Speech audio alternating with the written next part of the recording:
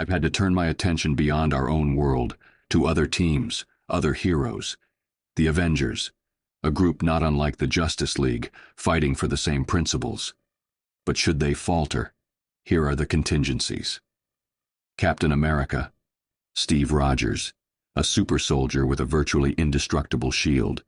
His shield can absorb and redistribute kinetic energy. Using a similar principle, a device that can absorb the impact and then redirect the energy could unbalance him, giving me a chance to act. Iron Man, Tony Stark, a genius inventor in an advanced powered suit. The suit is susceptible to EMPs, but Stark likely has countermeasures for such attacks.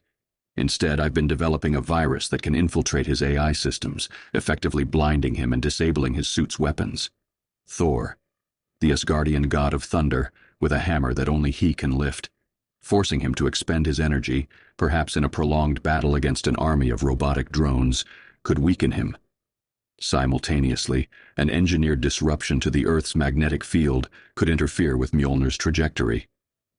Hulk, Bruce Banner, a man who turns into a green monster when he's angry. Calming him is the key.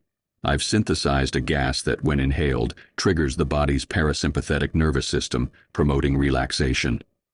Black Widow, Natasha Romanoff, a master spy and hand-to-hand combatant. Without her gadgets, it would come down to a physical fight. She's trained, but so am I. Hawkeye, Clint Barton, a master archer. Smoke pellets can obscure his line of sight, and a quick batarang can disarm him from a distance. Spider-Man, Peter Parker, a young hero with the proportionate strength and speed of a spider.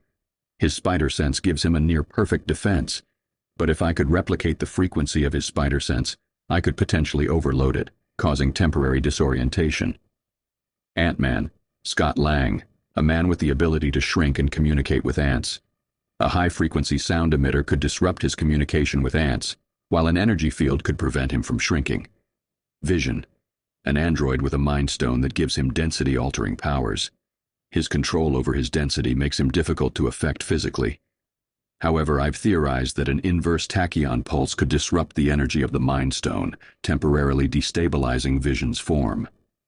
Scarlet Witch, Wanda Maximoff, a powerful sorceress with telekinetic and reality-warping powers. Her abilities are tied to her emotional state, a synthesized compound that promotes calm and tranquility, delivered via gas, could limit her power usage. Quicksilver, Pietro Maximoff, Wanda's brother, with superhuman speed. Traditional methods won't work due to his speed, but a sticky foam compound widely dispersed could slow him down enough to create an opening. Black Panther, T'Challa, the king of Wakanda, who wears a suit made of vibranium.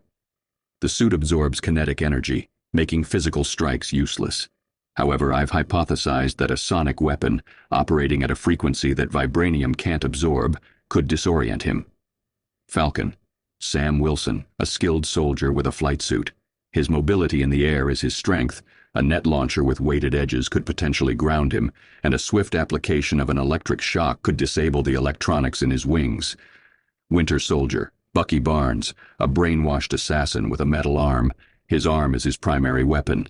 If I could devise a magnetic device strong enough, I could potentially control the arm long enough to subdue him.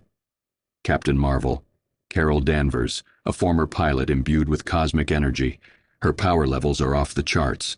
A device that could siphon and store some of her energy could theoretically weaken her, but the technology needed would be advanced even for me.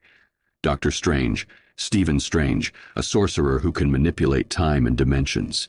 If I could obtain a small sample of the same material his Eye of Agamotto is made of, I could create a device that would temporarily disrupt his magic.